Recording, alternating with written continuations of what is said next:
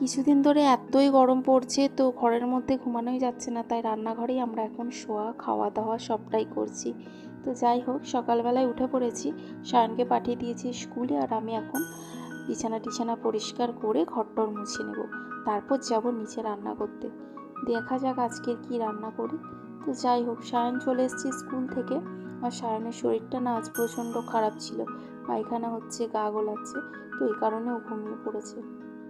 3:30 মতো বাজে, এখন খুলে দিচ্ছি পর্দাগুলো। তো গরম হচ্ছে প্রচণ্ড, দুপুর দিকটা ঘরেই ঘুমানো হয় আর রাতে রান্না করে। তো যাই হোক, জামা কাপড়গুলো একটু গুছিয়ে নিলাম। সায়ন এখনও পর্যন্ত ঘুম থেকে ওঠেনি। সন্ধ্যের দিকে খুব বৃষ্টি হচ্ছিল, তাই করছিলাম কুমড়ো ফুলের বড়া।